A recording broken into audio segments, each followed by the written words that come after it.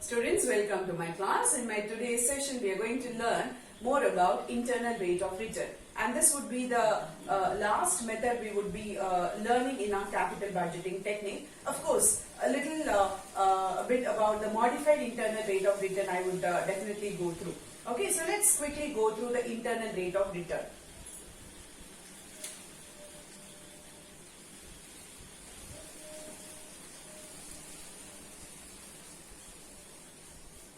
Internal rate of return is very popularly known as IRR. It is also considered to be one of the most ideal and accurate method.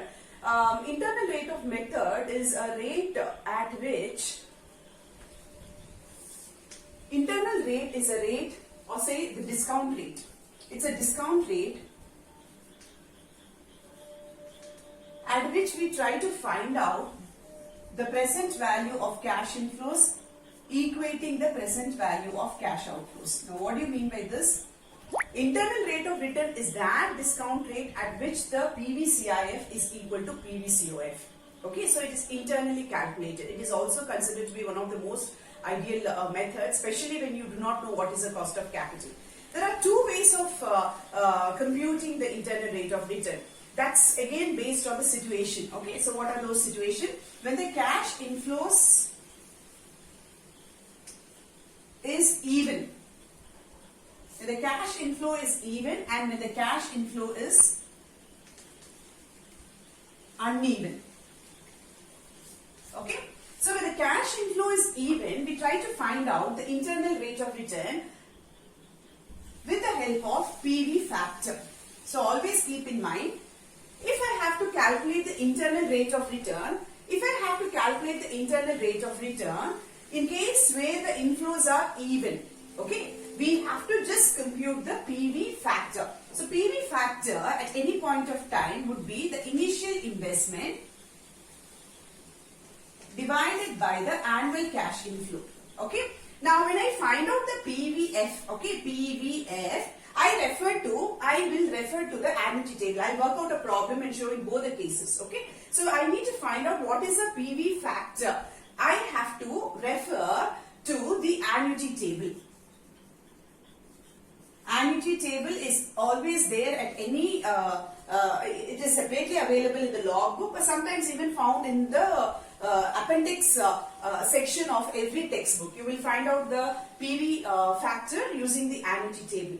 With this, we will be in a position to not accurately find out the IRR although, but yes, IRR will be determined.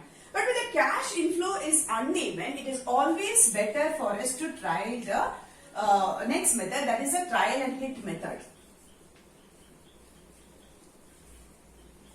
Hit or error method.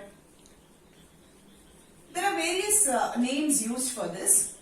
So in this case too, what we try to do is, we try to find out the PVF, or say the fake. We can find out the fake PVP, and thereafter use those trial rates as the lowest trial rate and the highest trial rate to determine the accurate IRR. So quickly we'll go through the problems in both the situation. Okay, firstly I will start with the first case, that is the cash inflows when it is even. So to understand the internal rate of return, what I have done is I have taken up a question, very small question. It may appear in 2 marks or even in 1 mark. Okay. The question is, the initial investment is rupees 80,000. The cash flows or the cash flows after taxation of the company is rupees 25,000 for 5 years. So which means there is a evenness in the flow of cash inflows in the company, and that is around 25,000. Calculate the IRR. Problem is very short. All that you have to understand is what is meant by cash flows in case of IRR. In case of IRR, cash flows here is always profits after taxation but before depreciation.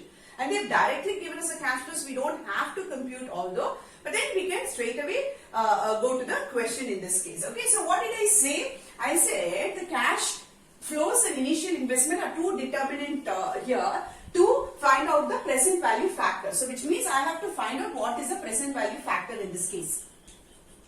Okay, so present value factor is equal to initial investment divided by annual cash inflows. So which is equal to 80,000 divided by 25,000. So how much is 80,000 divided by 85,000? It is 3.2.